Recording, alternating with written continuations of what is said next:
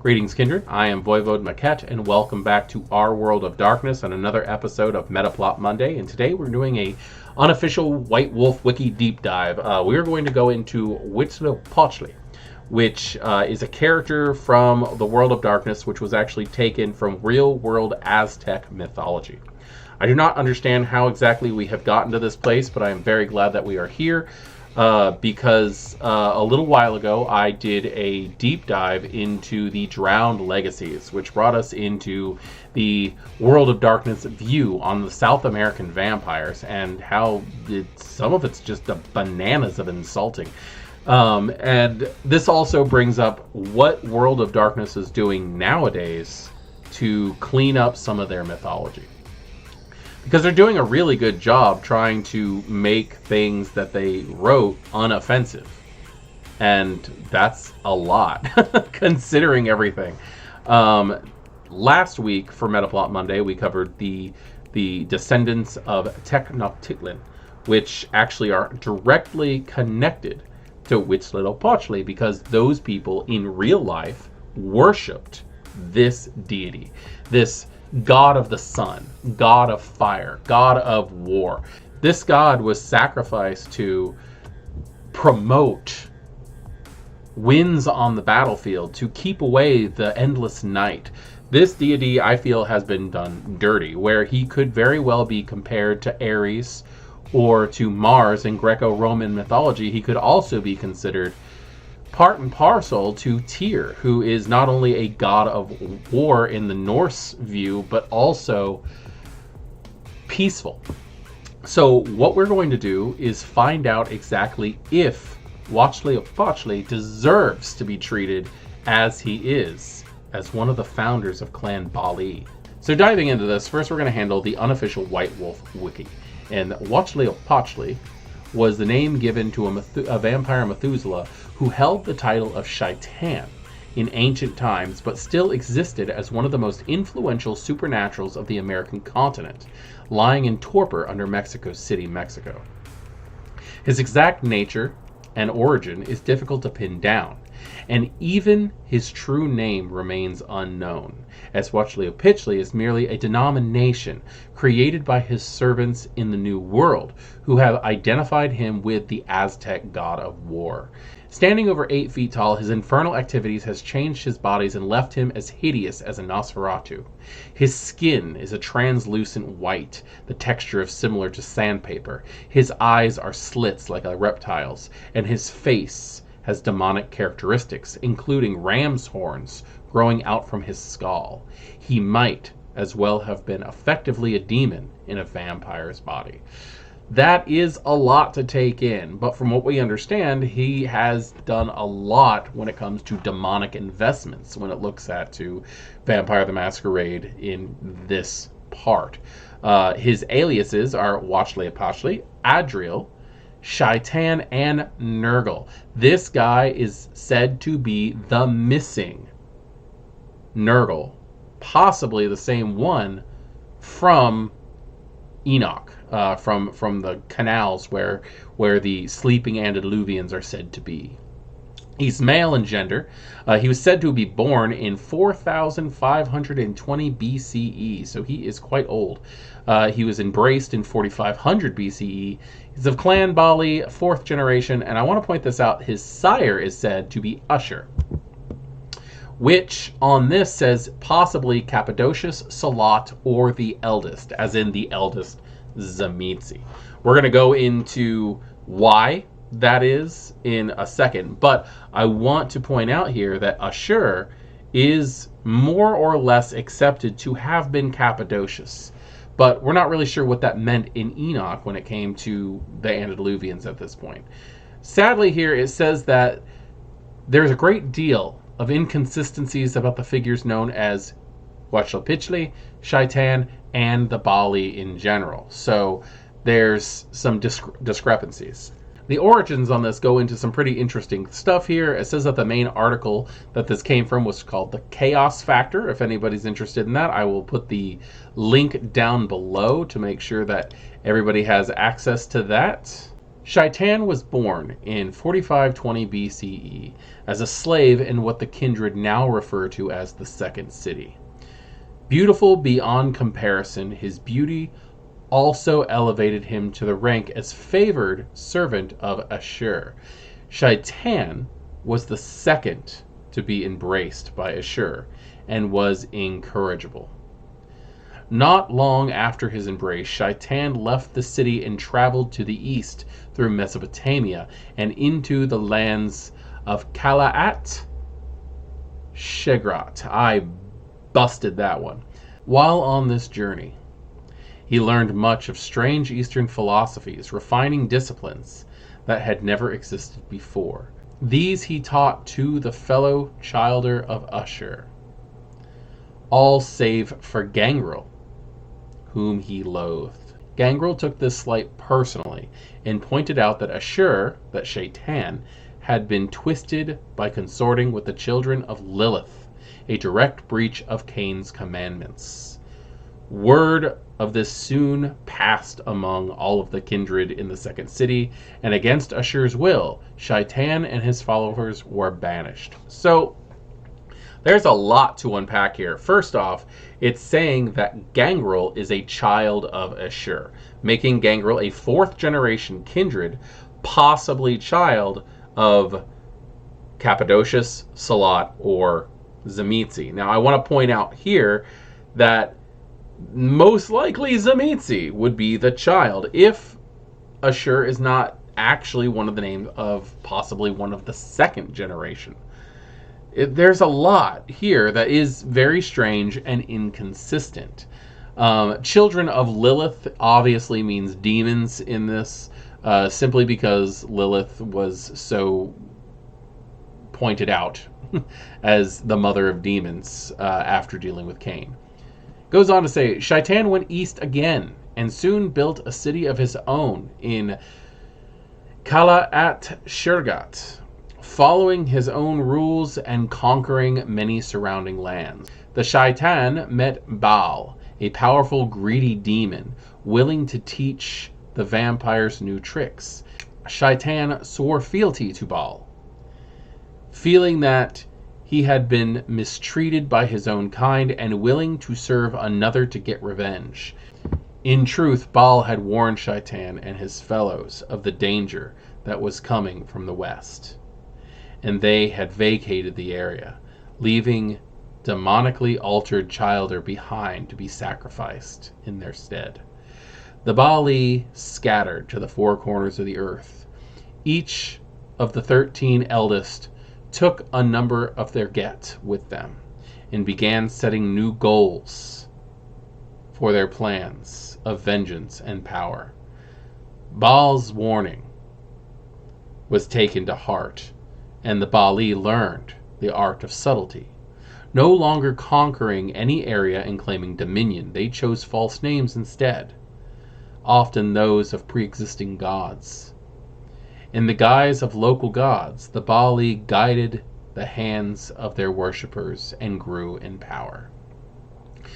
God of the Aztecs.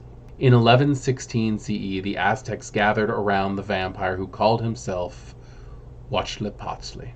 Although Huītzilōpōchtli himself claimed that he had a hand in the development of the Olmecs and following civilizations since 1200 BCE, according to sources by the Sabbat scholar Hector de Velasco, this kindred was barren and was not able to pass the embrace.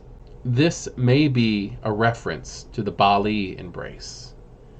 It is also claimed that Huītzilōpōchtli led the Aztecs in their travels from the north, forming them into a tribe of warriors in the process. After they were briefly enslaved by the Colocan and driven into the volcanic wastelands, the Aztecs eventually found a lake Texcoco and built the city of Tenochtitlan in 1325, after witnessing the omen of an eagle who devoured a serpent upon a cactus. Huītzilōpōchtli used the young prospering Aztecs as tools to drive out the werebeasts that inhabited the lands. He made an alliance with an entity called Tlacoc, who posed as the god of rain and demanded sacrifices, and the shadowy creatures known as the Tezcatlipoca. Oh my god. First off, I want to point this out before I go on. If you ever get to hear actual Aztec, ancient Mexican, it's such a beautiful language. It really is. It resonates. It's musical. It is. My face is not built for it. Who had been Tezcatlipoca, who had been revered by the ancient Toltecs, together with a figure known as Tolki. They ruled over the Aztec Empire, enslaving or destroying any rivals to their power. Huītzilōpōchtli was the chief deity of the new pantheon and demanded a major part of the sacrifices the Aztecs gave to him to appease the Methuselah. In exchange, Huītzilōpōchtli granted them rich crops and knowledge of secret magics. When the time came, the Aztecs introduced the Flower Wars as a means to gather sacrifices for their bloodthirsty gods without inciting rebellion. The hunger of the four great monsters on top of their pantheon had become more ravenous and difficult to sate. It was said by Delavesco that Huītzilōpōchtli grew immense and monstrous under the steady flow of blood, until he was able to devour a mortal in one bite. However, he greatly restricted the number of vampires within this realm. Only 20 active Cainites were allowed in his domain, provided that they accepted him as superior and god. When the first Spaniards arrived in Central America, the oppressed tribes rejoiced, believing that Quetzalcoatl, a divine figure from ancient times, had returned to fight against his dark brother, Huītzilōpōchtli. Rebellion against Aztec rule began. La Sombra of the Sabbat, who had traveled with Spaniards, quickly identified Huītzilōpōchtli and his peers as ancient monstrosities, even possible antediluvians, and gathered resources to fight them. The influx of invaders at first amused Huītzilōpōchtli, who had not been challenged in his realm for a long time and had grown complacent. That's interesting. I want to point that out right there because it talks about how the La Sombra traveled with the Spaniards, which makes a lot of sense considering the La Sombra's connection with the sea and stuff. But in the descendants of Tenochtitlan, we see a little bit of a revision here where it says that the Giovanni came over. And I seriously doubt that La Sombra and the Giovanni were traveling together. Multiple voyages here, obviously. By the time Cortez besieged Tenochtitlan, Huītzilōpōchtli was faced with dire problems. See, that's where the Giovanni would have come in. His herd died from the diseases brought by the Spaniards, thinning their vitae, and more of his priests deserted him, seeing that he could not protect them from the white men. A black hand pack challenged him in his haven and managed to drive him into torpor with the use of fire and stake. They claimed to have diablerized the entity, but apparently they failed. Huītzilōpōchtli was also briefly visited by Helena, who fled in terror after witnessing his true form. The Methuselah then took her child, Melinda Galbraith, under his tutelage, who in turn protected him from the Sabbat. There's some fun stuff. Now, I've always known that Melinda Galbraith, who was the last known regent of the Sabbat, was a child of Helena. I did not know that she was protecting a Bali underneath the Sabbat Grand City. That's interesting. I knew Huītzilōpōchtli was there, but I did not know that she was actively protecting him. Modern nights, Huītzilōpōchtli remained in torpor in the underground caverns of his old temple in modern Mexico City, biding his time and subtly vital for influence among the mortals above him. Various dark creatures have been drawn to his resting place, feeling the taint and corruption that emanates from his body. Carnage and bloodshed among the citizens. Please, Huītzilōpōchtli. And he plays the supernatural factions within the city against each other, keeping them in a state of constant paranoia. In the late 1900s, Samuel Haight discovered his resting place and traveled to Mexico to find the Methuselah, who he believed to be an antediluvian, to obtain some of his blood. Huītzilōpōchtli manipulated the various factions in Mexico City to aid Haight's journey. He planned to use Haight and the destruction he caused to perform a sacrifice to Bali, and would give Haight the blood he desired if he succeeded. Samuel Haight's a name that I've actually heard a lot before. Oh, that's that creepy freaking... That's right. Samuel Haight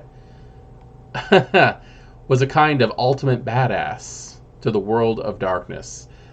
Former kinfolk, former ghoul, former skin dancer, former mage, currently an ashtray somewhere in the ruins of Stygia. I do love that. Currently an ashtray. Kin to the children of Gaia, he was haunted by his failure to change. Setting out his own, Haight became a hunter who, by the age of 30, had hunted and killed almost every type of natural animal on the planet.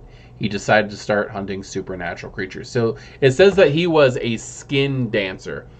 Skin dancers, for those of you who don't know, and they freak me out a lot, are kinfolk who do a ritual called the Ritual of Sacred Rebirth, where if you kill enough guru of a specific auspice, so I don't think they actually have to be of an auspice. I think you have to kill them all in a certain auspice. So you have to kill them all in a gibbous moon, or you have to kill them all in a full moon, or you have to kill them all in a dark moon. And then you take them and you sew their skins together and you wear them, and you become a werewolf at that point. It's a tribe called the Skin Dancers. They're freaky, freaky, freaky. That's really all I have to say about that. I'm going to go ahead and put his link in the description as well if anybody wants to see that. That is interesting. But moving on. Melinda Galbraith was in the process of bringing Huītzilōpōchtli out of torpor when a group of Camarilla vampires interrupted a ritual. A major earthquake and an explosion occurred as a result, killing thousands. Huītzilōpōchtli disappeared, having either been destroyed or returned to his unending sleep. So that is where we stand in World of Darkness for who they are. And he does have a Vampire Eternal Struggle card, ding. And there is a lot of information of him found. You can find this in the Chaos Factor for VTM on page 120.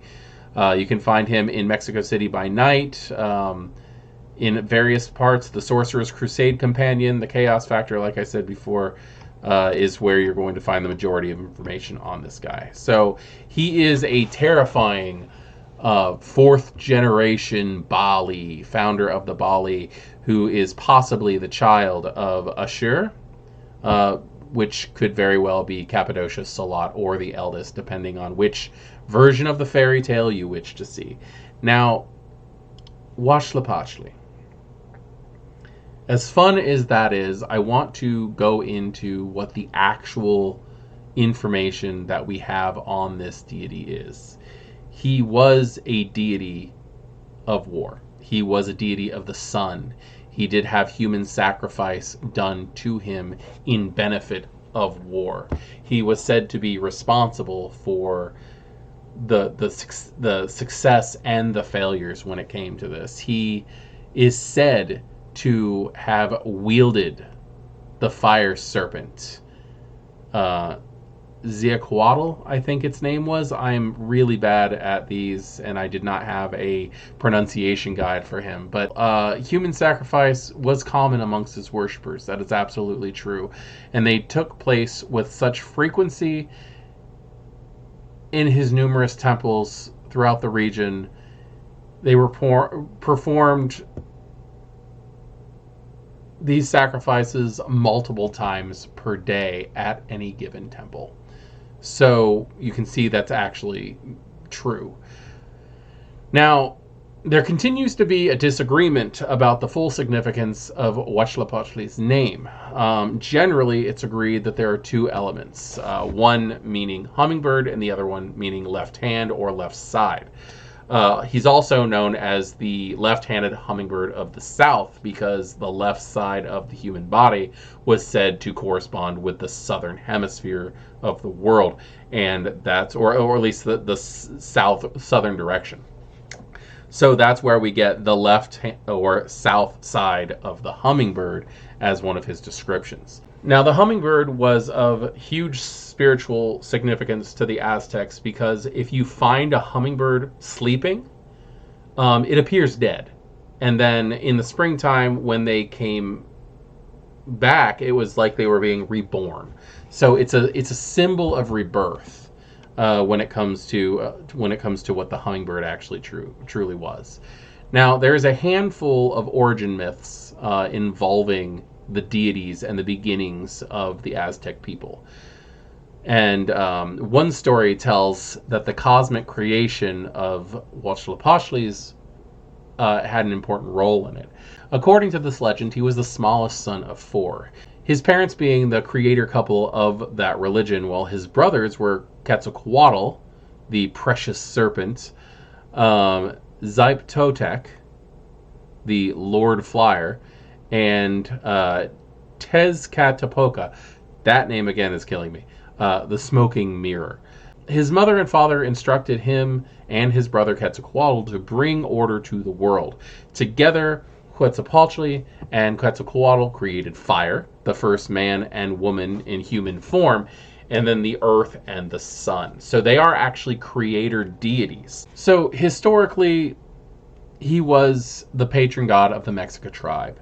Originally, he was of little importance, but after the rise of the Aztecs, they reformed their religion and they put him at the same level as his three brothers, making him a solar god. And through this, he replaced the original solar god from their old cultural legend. He was to be a constant struggle of darkness and required nourishment in the form of sacrifices to ensure that the sun would survive the cycle of 52 years, which was the basis of the Mesoamerican myths. There were 18 especially holy festive days, and only one of them was dedicated to Huītzilōpōchtli. This celebration day, known as Toxicatl, falls within the 15th month of the Mexican calendar.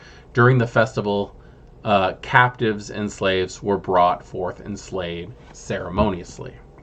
Every 52 years, the people feared the world would end, as the other four creations of their legend has. Aztecs believed that they could give strength to Huītzilōpōchtli with human blood, and therefore postpone the end of the world at least for another 52 years. The sacrifices. Ritual sacrifice and self-bloodletting was the key offering. He demanded blood in order to be appeased. So, individual bloodletting became a daily ritual for the Aztecs, regardless of age, gender, social status of the victim. Animals were also regularly sacrificed, as both private and public. Though the most important was public human sacrifices, they would sacrifice, normally, prisoners of war with great pageantry and ritual by the high priest. Aztec warriors in battle would often wound an opponent rather than kill them in order to capture them and bring them back for sacrifice. They would normally kill these victims by the use of a sacred sacrificial dagger. A common thread through these sacrifices was that the heart of the victim would be cut out, and that the still pulsing organ would be held up high for all to see. War was an important source of both human and martial tribute.